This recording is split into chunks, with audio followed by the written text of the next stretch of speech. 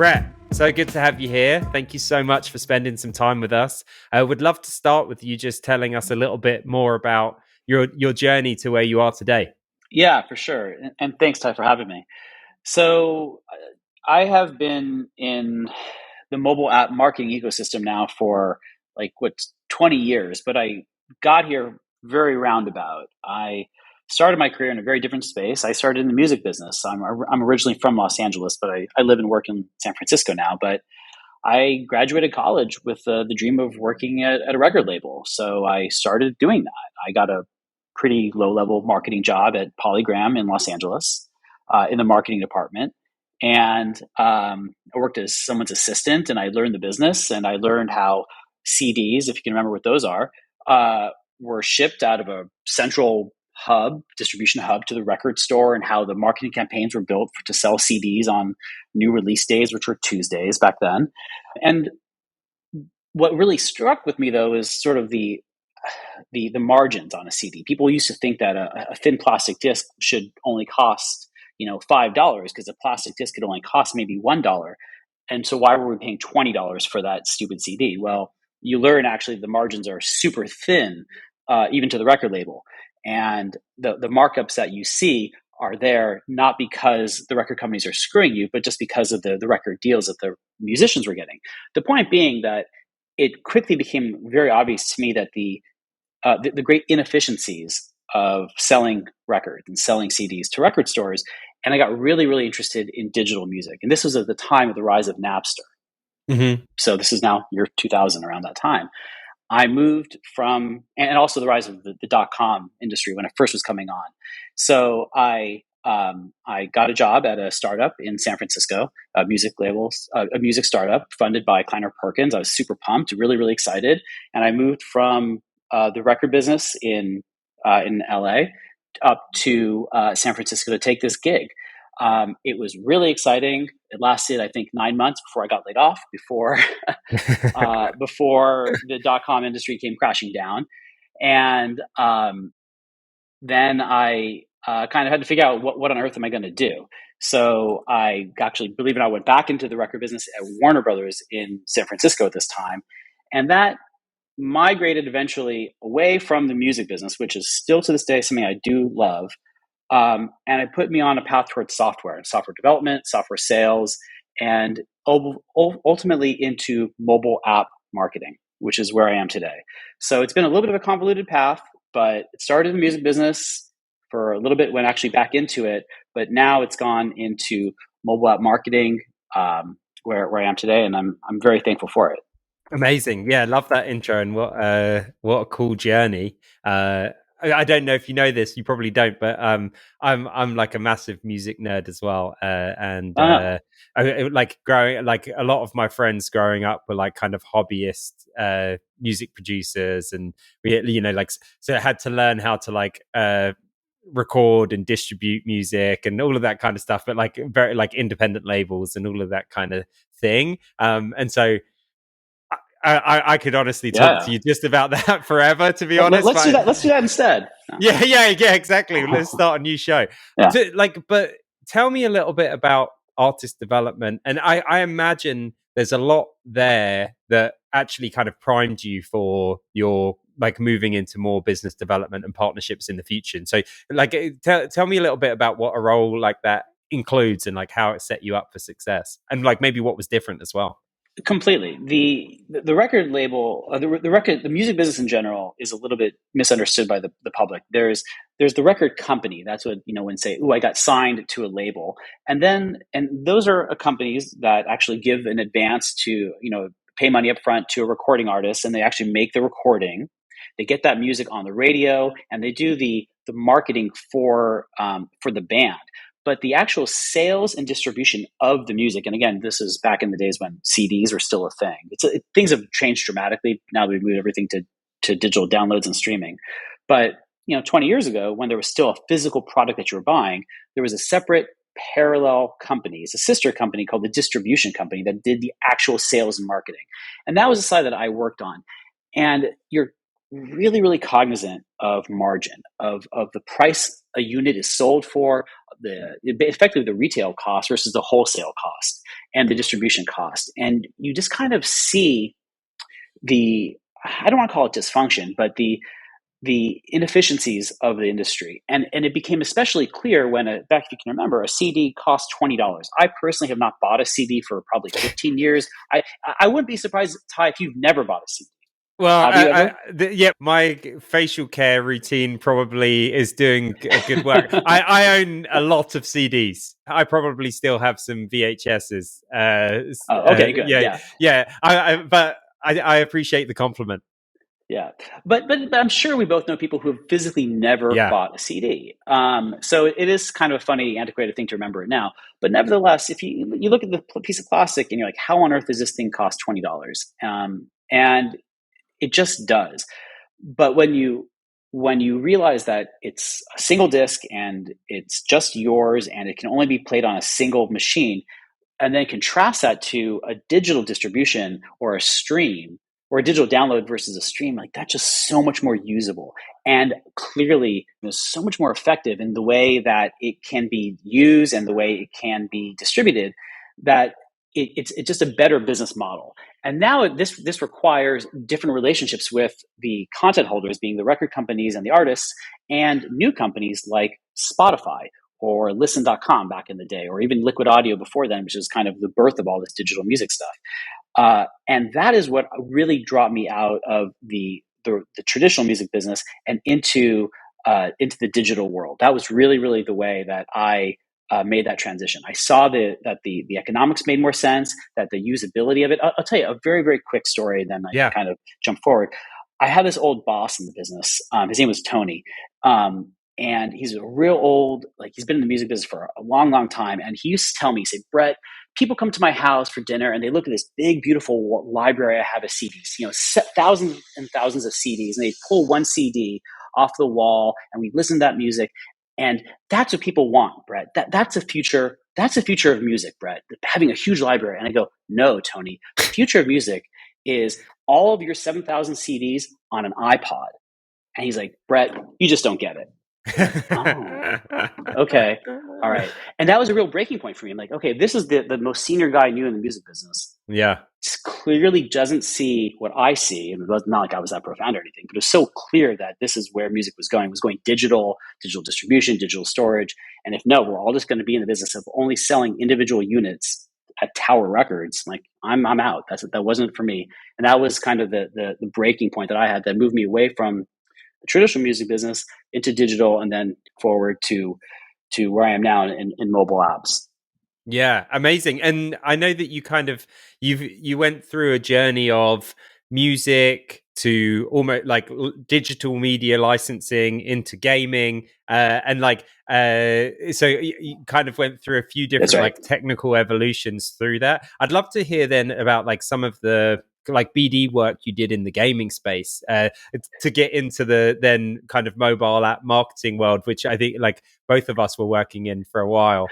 So yeah, That's maybe you right. could talk about that gaming experience. And I spoke to the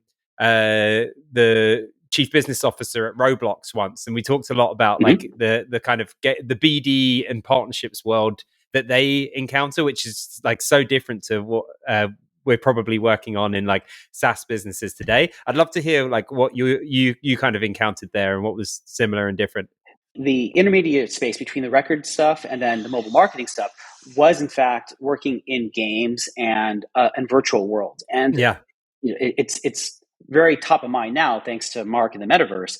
But if 15 years ago, even 10 years ago, when this stuff first really started popping up around Second Life, this really foreign concept of buying things, digital virtual goods inside these worlds seemed like now it seems totally obvious, but back then it was very cutting edge.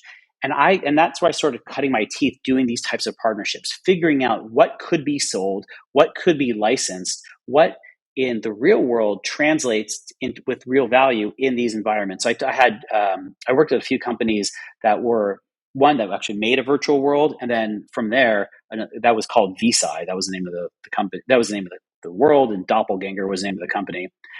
And then to another company that actually did the digital licensing for those goods. And we were, as a kind of a clever company, it was a licensing only model called, the company was called Virtual Greats instead of Virtual Goods, Virtual Greats. That's the idea. And we went out and secured the IP rights to companies like people like Snoop Dogg and Paris Hilton and Wow. Justin Timberlake. And we actually, and the Elvis Presley estate. Elvis makes more money. He makes more money dead than he ever did alive. It's kind of funny, but because they're all licensing businesses. Yeah, And what sure. the concept was like, look, you you could buy a lot of pairs of shoes. You could buy a perfectly normal non-branded pair of sneakers, but you probably own a few sneakers with a Nike swoosh. And yeah, Nike makes a good product, but there's an unbranded version of a Nike that costs less, but you still buy the Nike because it has a brand that you identify with and you want to wear it. Why does that concept still apply in the virtual world? Why can't you wear a virtual hoodie on your avatar with a swoosh? And certainly that would sell at a premium than a generic one. Mm. That was the concept. So we had all these licensing rights that we were able to get, and we applied them for sublicense into the virtual world. And that was what got me on to the whole work path of monetization of games through virtual goods and in-app purchase. That was what brought me into the monetizing of mobile apps, because once we all moved away from experiencing Facebook and Facebook games on Canvas, and we moved into mobile, which was about 10 years ago, mobile games followed. And they had to go, well, how are we going to make money? And the obvious answer is in-app purchase and virtual goods. So that's kind of what brought me into the monetizing of mobile apps into where I am now. But it's funny because years ago when I first started, this seemed so silly. It seemed absurd. And there's a part of me that still feels that way. Like, who would pay real money for fake things? Yeah. But now it's just obvious. Now everyone's doing it. It's just taken for granted. So me and my little brother used to play this game called RuneScape. I don't know if you've ever heard of Sure, it. sure, Yeah, so sure. so I know I RuneScape. played the old 2D version of RuneScape a lot. Like him and I would tag team playing this game basically like morning and night through the summers when we were kids, and we had two friends that would do the same, and we would go and build accounts and get a bunch of good stuff and level up these accounts, and then we would sell them or you could go and basically kill other characters and then take their stuff and and take then their stuff. Yeah, totally. drop them and then sell their stuff. And at the time, even then, I mean, this is a long time ago. We're talking about at least 10 years 15. ago, right? Yeah, I would say 15 years ago. Yeah, at least. And even at that point, to me, I could really understand the value of these things, and I think I potentially lost touch of it. And it's really interesting to see this arc coming back, where Fortnite add-ons, Call of Duty skins, all of these types of things, where these products are people are getting it now, but it's like you say, 10, 15 years since. Everything is what's old is new again. And I don't know if it's not just the metaverse stuff, but it really does feel funny that some of these trends that we've all tried on and kind of made opinions about, like virtual worlds, are now back, and they're Yeah. back big. And it's not just the metaverse. This has sort of the whole NFT craze has an echo of this as well. Like finding value, for real significant financial value in virtual items like NFTs. It still feels like this. Haven't we had this conversation? Yeah, it's a little bit different now, but the core notion remains the same. And it still sits a little bit oddly with me. Yeah. And so tell me, before we jump into the kind of the mobile app marketing world, I'd love to hear about, because at the time then, we're talking about a while ago now, Yeah. when you're going to talk to these brands or these celebrities about licensing their likeness in these digital worlds, now I think people would get it and they'd be pretty receptive. But 8-10 years ago, I would imagine that's something that was pretty bleeding edge. How did tell me about some of those conversations? How did that go? It was so strange. People, I think that a lot of the celebrities and the brands had no idea that there was any value to this. So you're kind of you're explaining what you wanted to do with their likeness. And a lot of people had no idea that there was value. So they would either they'd be like, sure, you're going to pay me an extra 50 grand a year to do nothing, or 100 grand a year to do nothing. Sure, I'll take that. But there were some people that were really, really progressive, like Snoop Dogg, for example. And even to this day, Snoop is like real. I mean, he puts his name and likeness on kind of almost anything. So he's a little bit promiscuous, I guess you could say. But he's big in the NFT space. So he had this intuitive notion that there's value in his likeness and his style and his name beyond just the physical thing, beyond his music. So he got it. But other people, they're just like, I don't know what you're talking about. Like, just leave me alone. Unless you're going to write me what they call the MG, the minimum guarantee, just a big check to do it. And we were going to write here's $1 million. Tom Cruise. No one's going to do that. But some people got it, some people didn't. That was 10 years ago. These days, I think people will be a lot more savvy and a lot more willing to have these conversations. And to kind of circle back to the very top, the same thing happened in the music business, where back 15 years ago, the idea of selling your music online was like, no, you're gonna cannibalize our physical sales. Now they're all about selling digital online, and no one cares about physical sales anymore. Yeah, it's amazing. Oh, by the way, I checked, and I was playing RuneScape 20 years ago. That's that's sad. It doesn't feel like that long ago. And so wow. I mean, it is amazing when you consider that, like, that still feels like one of the best examples of like a kind of metaverse experience in practice, at least for me. Like World of Warcraft, RuneScape, like these kind of open world games. If you think about like NFT, the whole, not the NFT craze, but like more so like the application of some of the like more popular like digital avatars, that still feels like the most valid application of those is in these types of games, like maybe in Fortnite totally. or these other types of games. So interesting. So tell me then, you made this transition into kind of the mobile app marketing and monetization space. Like, how did that happen, I guess? Because I think the first place you were doing that really was at Tenjin. Is that right? Well, even before that, the company before that was two companies before Tenjin. There was a company, like I was mentioning, this Virtual Grades, which was the company that had these licenses. Yeah. And that just really opened my mind to the power and value of virtual goods, that people will buy these things, and and games can be monetized through these products.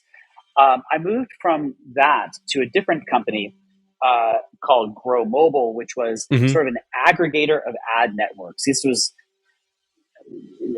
lot of these things remain true to this day. But if you are a mobile app, a mobile game specifically, or a mobile app in general, there are many places for you to run ads, to find users, to build your business. And if you're if you're in the marketing department of one of these mobile apps, you have so many places to choose from, and running concurrent campaigns across 20 different networks, managing the KPIs and the results of these campaigns, and really trying to do an apples to apples comparison drives you crazy. It's just too much data to possibly do efficiently. So Grow Mobile had an aggregating product that allowed all the KPIs and data to be done and managed from one dashboard, and really compare apples to apples. And that's what kind of got me into mobile games. And from there, I went to, where did I go? From Grow Mobile to another game developer called Area Games. And from Area Games, that was a short-lived stint, to Tenjin. And from Tenjin to a company called Hidalgo, which was similar to Grow Mobile, was an aggregator of Facebook marketing platforms, and to Bango, where I am today for the past 2 years. But I will say that even back at Virtual Grades, so I really started realizing power of partnerships. And this is where I kind of formed my thesis about all of this, which is there are three sort of really well-run disciplines in a business, under the sales umbrella. There's sales, there's business development, and there's partnerships. And this is kind of when I got this core thing in me, which is my orientation today.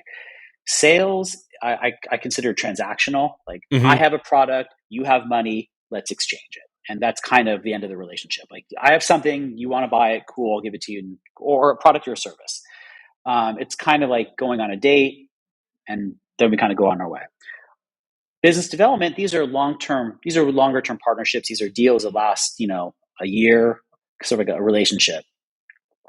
Now we're getting married.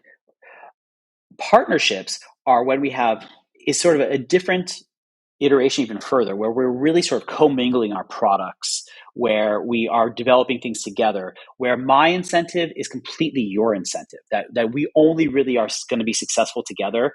I'm not selling you one thing and you're taking the product or service. And that is the continuum of how I see it: sales, business development, and partnerships. And in small companies, especially at startups, you kind of push all three of those things together. I'm not sure that's super effective, but sometimes it's necessary.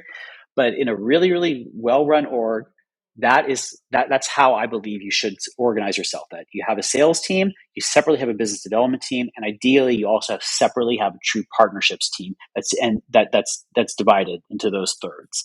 That's kind of how I see it properly run. I'm curious, like, do you see that same sort of dynamic on your side? Yeah, I think it really depends. I mean, the I've seen like lots of different versions, and like from where the teams align to, and also like where the I guess what the incentives are for the business to invest in partnerships. So like, if when I spoke to most folks in partnership leaders, it's a hey, we want to acquire more customers and we want partnerships to be a channel for us to acquire new customers. And so Totally, really it's totally. something that lives under the sales team a lot of the time. And it's revenue orientated or like under the CRO. Yeah, And yeah. then you're kind of like fighting the battle of hey, like, well, how do we give value back to our partners? And because you're just so at the front end of the funnel. And then I think some teams much more rarely live under the marketing leader, and then you kind of end up in more of like a brand and like PR and lead generation type partnerships motion. And then like some teams live under the product org, Mm-hmm. and then it's really just about like management of integration. Like for instance, I'm sure that in some of the work that you've done, you've had to work with some of the bigger platforms, like with your products. And so like you could have a product partnerships person who's just managing like that relationship and integration with like a Facebook or like a Google or whoever else. And so I think it really varies based on what the company cares about. Like and that's like where things originate. And I think starting anywhere like that is a challenge, to be honest, because it makes it really hard to do what you need to do. But starting in the sales focus is probably the best, in my opinion, for most companies. I think it's necessary, and I think that like anybody, I've heard this many times that like everybody should kind of consider themselves in a sales capacity, especially in a startup, from the CEO all the way down. Um, that's a little bit of an overstatement in sometimes, but I do think that if you have sales orientation, then everything else kind of should flow from that, including partnerships. I recognize that if you have to put things into an org chart, partnerships would fall under the sales heading, under the sales org. But execution, it's different, and I think that it's a different skill set. It's a different touch. And I think the best example is like channel sales, right? That you try to develop a specific channel partnerships organization and effort to sell rather than to individual clients. That's a good sort of example of how it is different than direct hyper transactional work in terms of sales versus partnerships. But anyway, I digress. That's what moved me from working from the music business to uh, games and in-app transaction and licensing into mobile apps. And I will say that mobile apps has just continued to grow and grow and grow. I try to describe what I do to some people and be like, didn't realize it's such a big business, but mobile app marketing is $1 billion business. It's very, very big. It's a little niche in the sense that people aren't super familiar with it, but I'm sure people in partnership leaders ecosystem are extremely familiar with it. The thing that continues to impress me is that there's no slowing growth in the number of apps that are released and in marketing budgets. I mean, right now, like in the past few months, when things are a little bit wobbly, people are kind of moving away from Facebook. There is some convulsion, but generally, year over year over year, the amount of money spent in mobile app marketing continues to grow. It's just nonstop. It's really, really wild. Yeah, yeah, and it makes a ton of sense. The reality is that not everyone should have an app, but That's for sure.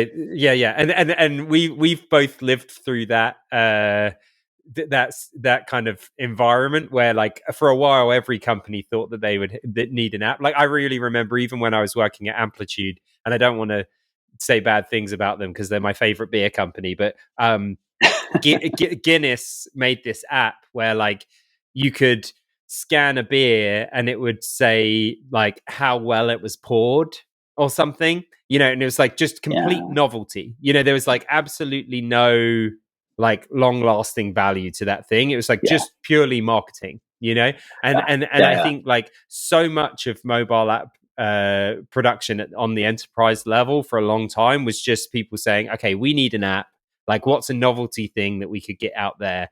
And I think like where we're getting to now is the companies that do need an app. Like I use the Amazon app, for instance, and Sure. my wife uses the mobile web experience. And sometimes when we're ordering our groceries, and she'll pass me over her phone, and I'm like horrified using the Yeah. mobile app, The, mobile web experience versus the the app. web. Yeah. Yeah. Yeah, because it's same thing with like Spotify. If someone sends you a link and it doesn't open the desktop app or like the mobile app, it Yeah. opens the mobile web thing. You're like, what is this? This is a nightmare to navigate.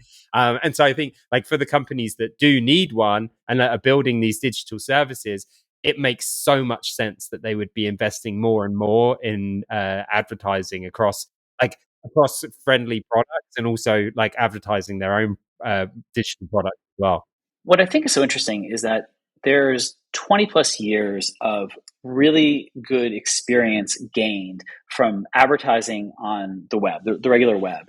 People understand the metrics. People understand the math behind a good marketing campaign, how much money, what kind of things you can expect.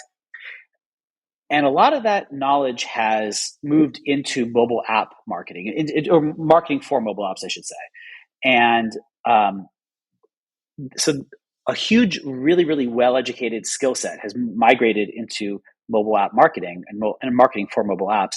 But then within mobile apps, there's so much more data that can be used and exploited, but in a good way, not in a negative sense, but just used for really good targeting so that mobile apps can run ads that are really, really relevant. There's still so many times when you're just on the NewYorkTimes.com and you're just looking at ads that are super irrelevant for you. I was on this morning and I'm seeing ads about perfume. I'm like, I'm just not going Yeah. to buy perfume.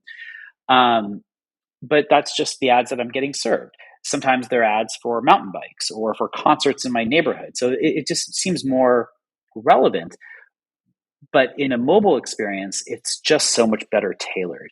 And Mm-hmm. there's this wealth of data that can be used and used wisely, and even used wisely in a privacy sensitive nature, that make mobile app marketing very sort of this really cool combination of art and science, where expertise from marketing on the web has migrated to marketing on mobile apps.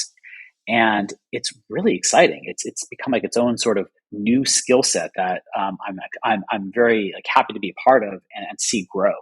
Yeah, yeah, amazing. And I can only imagine operating in that space that there's again, you're kind of still on the cutting edge of things. I imagine that you interact with some pretty cool digital agencies in that space, in the like mobile app development and mobile app Oh agent yeah. like advertising space. Like, what are some of the like the cutting edge things that you see them working on? Like, for instance, when I was doing this a little while ago, it's like lots of kind of IoT type applications for larger companies. Like, what do you run into these days? The coolest thing that actually I'm doing right now at Mm-hmm. Bango is pioneering something we call purchase behavior targeting. And the sales pitch is this: that 20 years ago, you were pushed ads based on things you searched for, right, in your Google box. 10 years ago, you were pushed ads based on your social network, things you liked. Now you can get ads pushed to you based on things you purchased. And in an environment where in-app purchase for mobile apps is the primary monetization metric, being able to target users who have a higher likelihood of making that purchase is really, really valuable, as opposed to merely finding new users who may or may not churn out. So we at Bango have these audiences, these custom audiences that we produce from our own payments data that we process, and we scrub it, segment it, and produce our own product called a Bango audience. And it's a custom audience of payers that runs on Facebook. So if you are a mobile app advertiser and you make an app that is monetized with an in-app purchase, you can use a Bango audience to target payers, not players or new users, but payers. We're not the only company that does it, but it's that concept that this is purchase behavior targeting. It's PBT. We're trying to coin this concept, and it's a really cool idea, and it just kind of makes sense that if you, we both have hoodies on, right? Mm-hmm. So we like hoodies. Presumably, we have more than one. And it would make sense to show, yeah, totally. That's kind of all I have, in fact. Yeah. That it makes sense to show both of us ads for hoodies because we seem to like them, as opposed to, I don't know, cowboy hats, because neither of us are wearing a cowboy hat. Maybe you have them, but there's no signal that tells me that you would. So that's the idea. Then there's a cool sort of next step out of this, and we can look at, and this is when talking about cutting edge, just as the next step of this is, just because we have hoodies doesn't mean that's the only article of clothing we have. It turns out by looking at a large data set of purchase behaviors, the same user will make payments in multiple kinds of apps. And then we do that at a large scale. This you see trends where, yes, a user makes a payment in, say, a casual game, but there's very high likelihood that that same user will also make a payment in, say, a dating app, a totally unrelated category of app. And if you can take those two patterns and show that's true at scale, then the casual game app advertiser should also be targeting dating apps, which is not even on their radar. It's totally invisible to them. But we can show that connection, and vice versa. That the dating app advertiser can also be advertising to the casual game user and payer, because there is a relationship, a correlation. It's invisible unless you look at the payments data, and that's totally cutting edge. It's all kind of behavioral targeting, but that's a concept that we're trying to utilize now, and that's cool. pretty cutting edge. Yeah, absolutely love that. Super cool. Okay, unfortunately, we're coming up to our time today, and I honestly, each of these subjects I'd love to dig into more. I know. The mobile app stuff, spent a lot of time there, like gaming, online gaming, music industry, such cool stuff. I'm sure everyone has loved listening along. Could you tell me something that you learned recently that you would like to share with the audience that they can kind of take away with them? For sure. I had this realization recently that there's a difference between both a manager and a leader and what people expect of a manager. So it's sort of a two-part thing, because we use these phrases, leader or manager, kind of interchangeably. But I think on reflection, a leader is somebody who has a vision for the future and for growth, and can articulate and get people excited about that vision and get people on board on that vision. Whereas a manager is someone who gets work done through other people. It's that we can get the things done necessary to achieve that vision. Ideally, that person has both of those qualities, both leadership and management skills. Sometimes they're not. Sometimes you see in an organization that's not the case. But I kind of think of my approach is that I hopefully can bring both vision and a reason to get there, and then the ability to execute against it. But they are sort of separate disciplines. But the more important observation I have is that people think the manager has the answers. And this is something that, like, if you run a team as I do, a lot of people go, oh, Brett, he knows the answer to this. And I don't. I really don't. I don't have some sort of lovely playbook with like all the skills and the steps from us to get here to there. And that's not the manager's job. What I've learned is the manager doesn't have the answers. But what the manager does have to do is figure out the process and framework for as a team to get the answers together. That's the job. It's not for the people below you to have the framework, but they need to contribute to it. You have to bring the framework. You don't have to necessarily bring the answer. That's what I've learned recently. I love that. It's a very tactical, applicable. It's like a high level concept, but also something that's very tactical and applicable to me right now because I'm going through like our annual performance management cycle or biannual performance management cycle. And it's really easy sometimes to tell everyone to be a leader when maybe they don't need to be a leader and they need to be a manager and those and like or the other way around, right? And Totally. so I'm literally I wrote a note to myself to go back and like double check the feedback, like and make sure that I'm not telling everyone, hey, like you need to like represent your vision to the business when like they don't actually need to be doing that. So I think that that's an awesome observation and distinction, and appreciate you sharing it. It's very helpful for me right now. And Brett, amazing to connect with you. It's been too long since we last spoke, I and so know, thank way you too so long. much for your time. I really appreciate it. Ty, thank you for having me. This was a lot of fun.